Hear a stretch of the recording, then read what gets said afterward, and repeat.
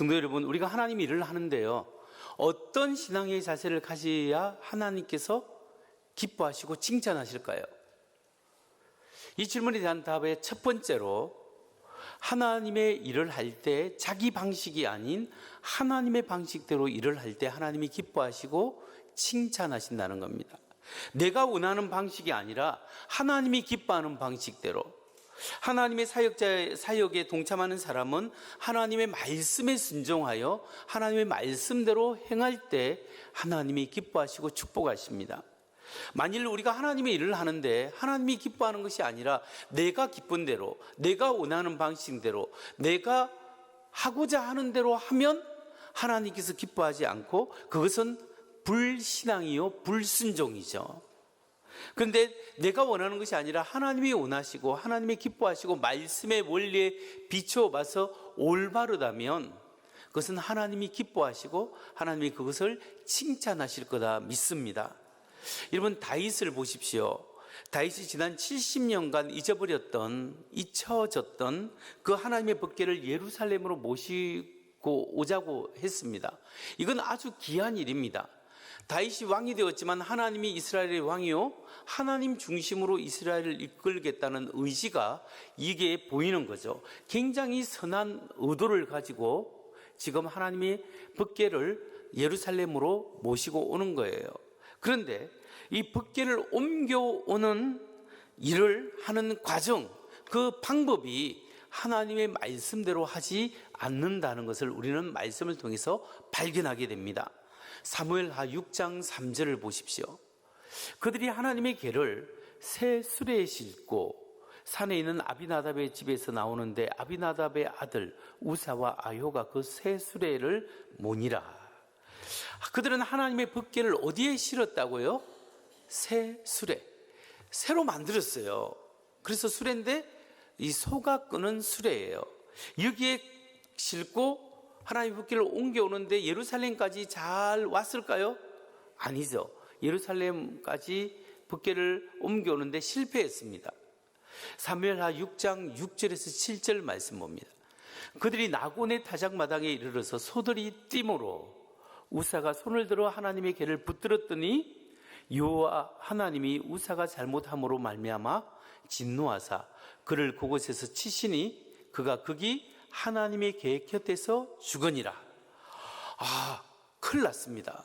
여기 보면 소가 뛰는데 하나님의 법궤를 붙잡으려고 붙잡았는데 땅에 떨어지고 넘어질까 싶어서, 그런데 붙잡았던 우사가 죽게 되었습니다. 죽어버렸습니다.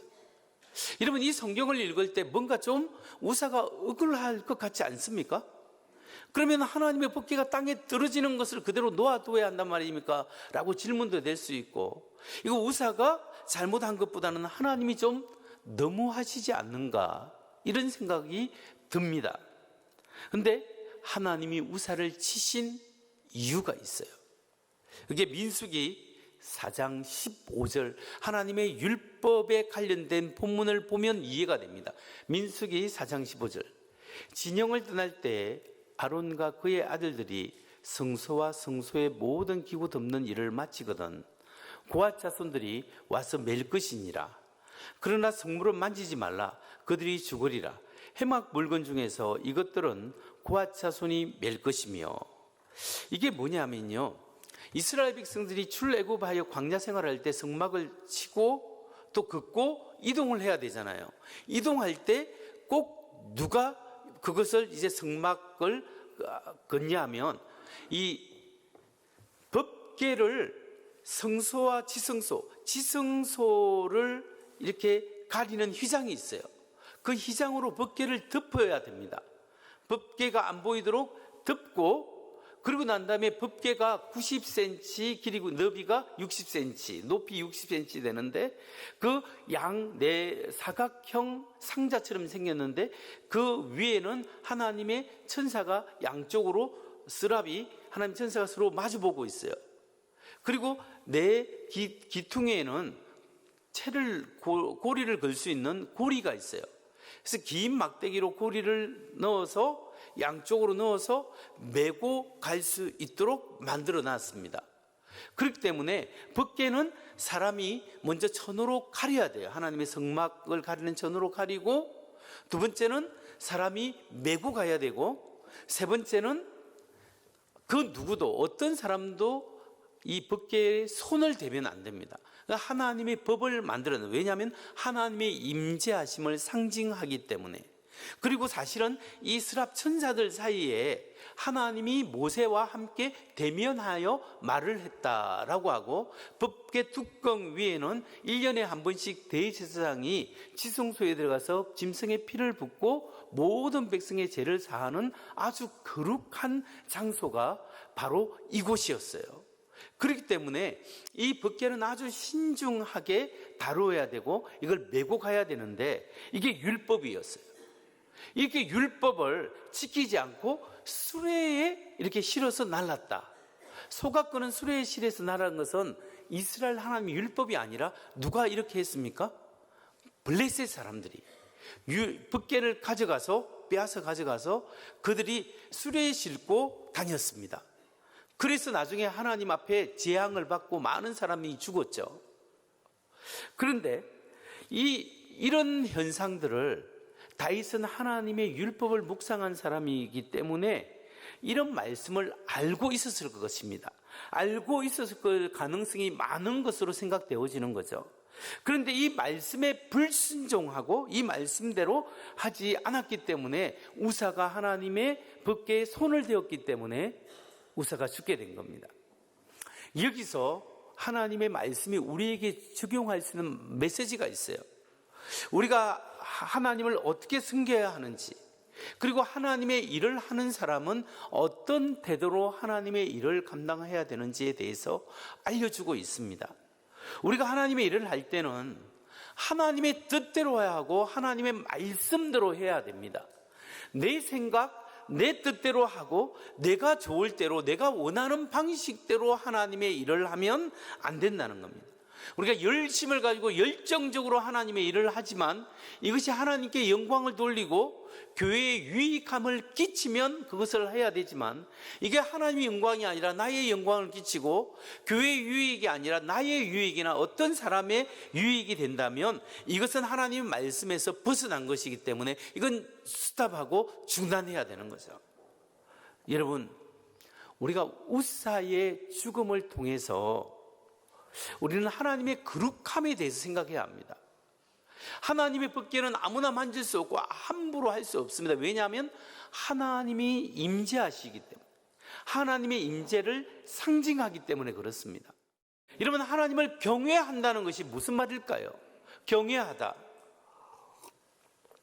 경외하는 것은 두 가지 요소가 있습니다.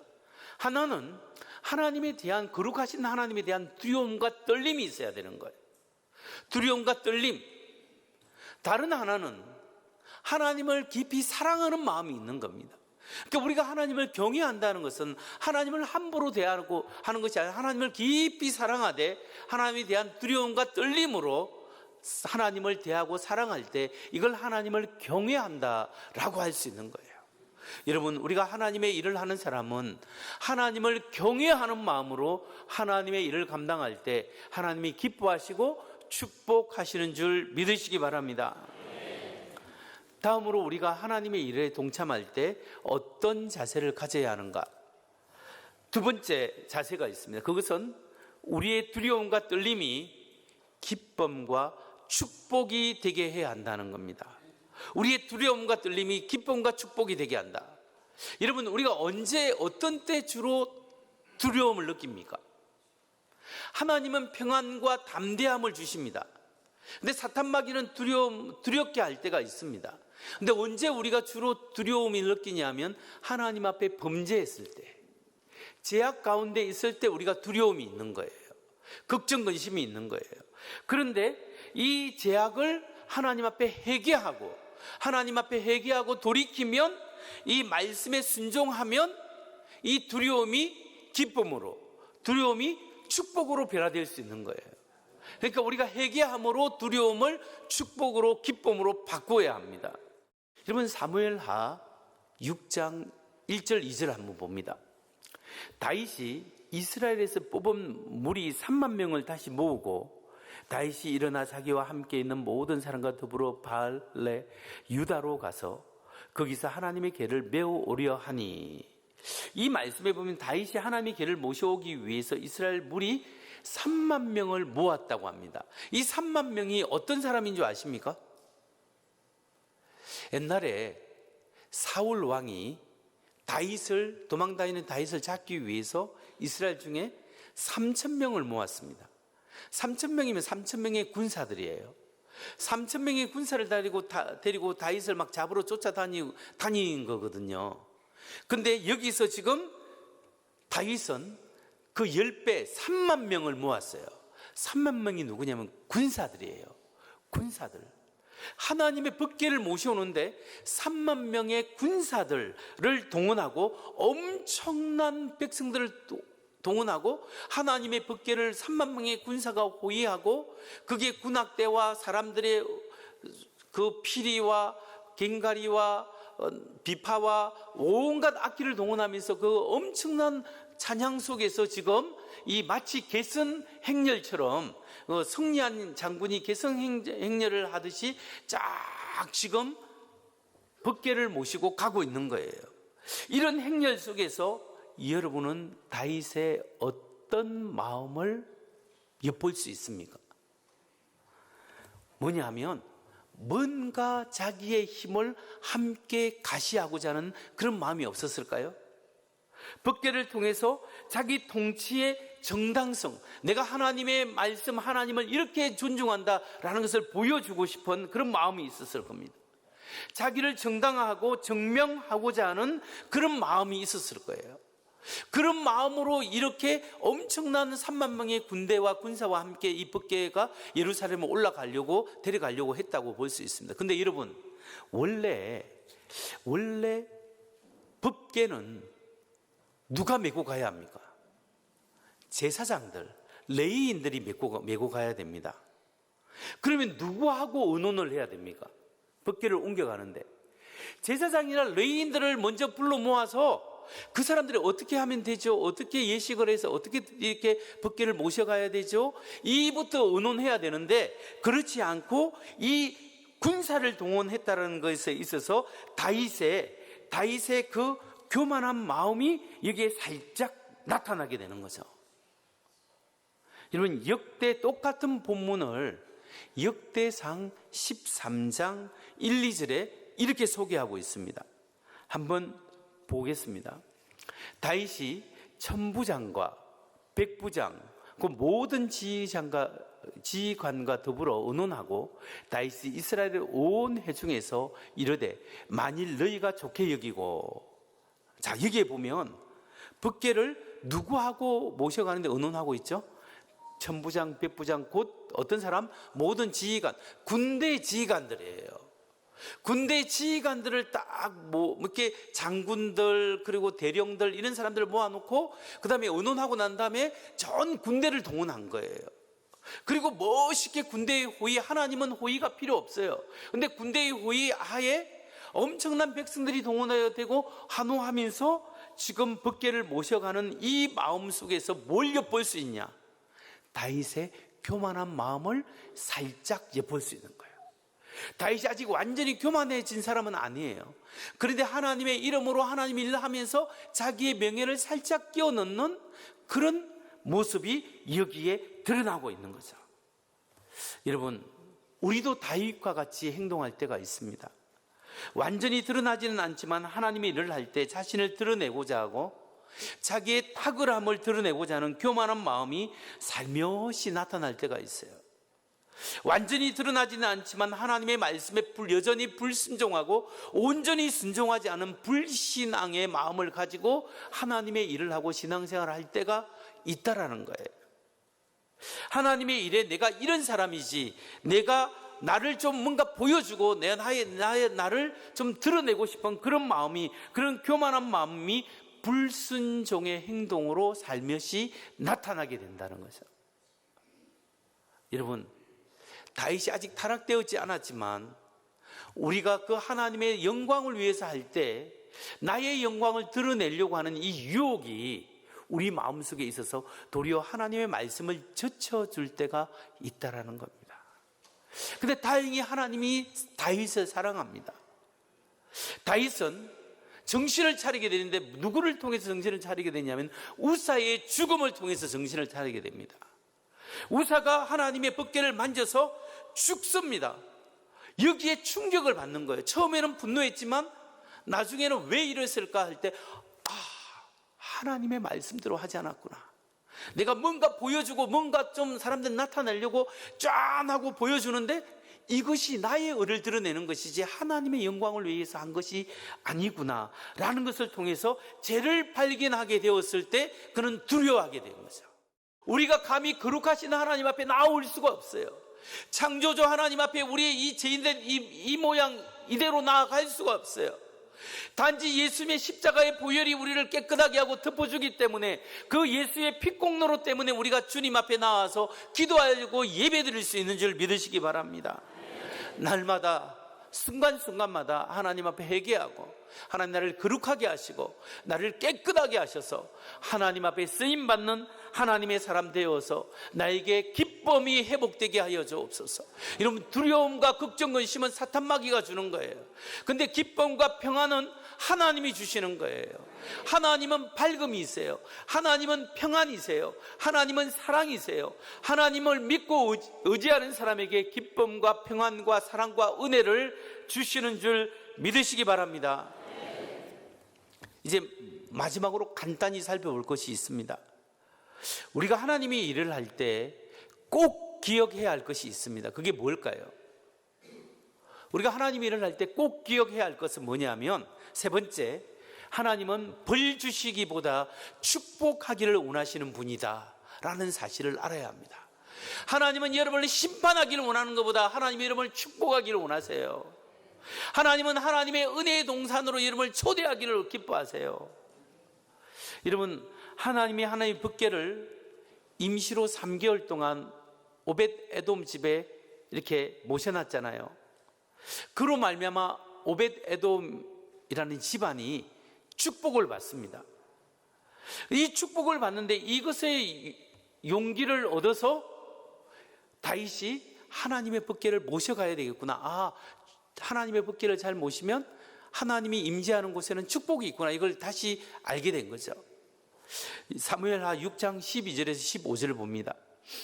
어떤 사람이 다윗 왕에게 아뢰어 이르되 여호와께서 하나님의 궤로 말미암아 오벳 에돔 집과 그의 모든 소유에 복을 주셨다 한지라. 다윗이 가서 하나님의 궤를 기쁨으로 메고 오벳 에돔 지보에서 다윗성으로 올라갈새 여호와의 궤를 맨 사람들이 6걸음을 가매 다윗이 소와 살찐 송아지로 제사를 드리고 다윗이 여호와 앞에서 힘을 다하여 춤을 추는데 그때 다윗이 배우 에봇을 입었더라. 다윗과 온 이스라엘 족속이 즐거이 한호하며 나팔을 불고 여호와의 궤를 메어 오니라. 여기 보면 오벳 에돔 집에 축복을 했어요. 나중에 다른 역대사항이나 이런 데 뒤에 보면 오벳 에돔을 하나님이 자녀들도 많이 주시고 물질의 소유의 축복도 주셨어요. 3개월 만에 갑자기 어떤 많은 변화가 눈에 띄게 뭔가가 일어난 거예요. 그러니까 이 소식을 듣고 법궤를 모셔온 거죠. 이번에는 법궤를 모셔올 때 어떻게 했습니까? 소가 끄는 수레에 모셔왔습니까? 아니죠. 맸다고 하죠. 메고 왔다고 하죠. 하나님의 율법대로 메고 6걸음을 가고 난 다음에 하나님 앞에 예배를 드렸어요. 회개의 예배, 감사의 예배. 그리고 또 6걸음을 가고 예배 드린 게 아니에요. 처음 6걸음을 하고 난 다음에 예배를 드렸어요. 그리고 이제 계속 법궤를 메고 예루살렘 성전으로 오는데 이번에는 군사를 동원한 것이 아니라 온 백성의 한호와 기쁨 속에 하나님께 영광을 돌리면서 이제 제대로 된 거예요. 제대로 이제 하나님 앞에 올려드리고 옮겨가고 기뻐한 겁니다. 여기서 우리가 분명히 알아야 할 것이 있습니다. 그건 뭐냐면 하나님은 우리의 죄는 심판하시지만 죄는 처벌하시지만 하나님 앞에 회개한 사람, 회개한 백성은 하나님이 축복하신다는 거예요. 하나님은 우리를 벌 주시는 분이 아니라 우리를 축복하기를 원하시는 분이에요. 여러분이 하나님이 인간을 왜 만들었어요? 하나님이 인간을 만든 이유가 하나님은 인간을 축복하기 위해서예요. 고대 바빌론 신화나 메소포타미아 신화에서는 그쪽도 신이 인간을 만들긴 해요. 뭐 하기 위해서? 노예로 삼기 위해서, 부려먹기 위해서 신의 신전을 신고 신들의 음식을 장만하기 위해서 만드는 신화가 나와요. 근데 성경에서는 하나님이 세상을 창조하고 하나님이 인간을 창조했는데 누구의 형상대로 만들어요? 하나님의 형상대로. 다시 말해서 하나님의 인격대로 사람의 인격을 만들어낸 거예요. 뭐 하기 위해서? 에베소서 뒤편을 읽어보고 성경을 읽어보면 삼위일체 하나님이 누리는 영광이 너무나 좋아서 그 하나님의 나라의 초대에서 하나님의 말씀에 순종하는 사람으로 하여금 하나님의 나라의 초대에서 하나님이 누리는 은혜와 축복을 함께 누리게끔 하기 위해서, 누구의 영광, 누구의 유익을 위해서, 우리들의 유익을 위해서 하나님이 인간을 만드셨다는 거예요. 근데 사람들이 타락해버렸네. 하나님 영광에 올 수 없고 도리어 지옥에 가게 생겼어요. 그래서 하나님이시고 하나님의 아들이 책임을 지시고 인간의 몸으로 오셔서 자기의 생명을 바쳐서 우리 죄를 용서하시고 하나님 나라로 초대하시는 거예요. 그러니까 철저히 하나님은 우리의 유익을 위해서 축복하시는 분이다. 그 하나님이 죄를 심판하시기보다 축복하기를 원한다는 것을 누구를 통하여 우리가 가장 잘 알 수 있느냐? 예수님을 통해서. 하나님이 죄를 짓는 사람마다 다 처벌해버리면 되는데 그렇지 아니하시고 참고 기다리시다가 도리어 하나님의 아들을 보내셔서 우리의 모든 죄악을 하나님의 아들 예수님께 뒤집어 씌우신 거예요. 예수님이 내가 죽을 자리에 대신 죽으시고 십자가에 죽으시고 살아나셨습니다. 예수님이 죽음은 나의 죄를 대신해서 죽는 죽음이에요. 그럼 예수님의 부활은 뭐예요? 예수님이 진짜 하나님의 아들이신 것을 증명하는 사건이에요. 그 예수님의 십자가의 죽음과 부활을 통하여 하나님의 아들이시고 그분의 복음이 진짜라고, 하나님 나라의 초대로 하는 이 복음이 진짜라는 사실을 확신시키시고 알려주시고 증명하셨다라는 거예요. 그렇기 때문에 우리가 예수님 때문에 하나님의 축복으로 나아갈 수 있는 줄 믿으시기 바랍니다. 하나님은 축복하기를 원하시는 분이에요. 말씀을 마칩니다. 여러분, 다윗 왕이 하나님의 법궤를 모셔오려고 했어요. 왜냐? 하나님의 법궤는 하나님의 임재하심에, 함께하심의 상징이기 때문에. 근데 여러분, 다윗이 축복받은 것보다 오늘날 우리가 축복을 훨씬 더 많이 받은 거 아십니까? 왜 그럴까요?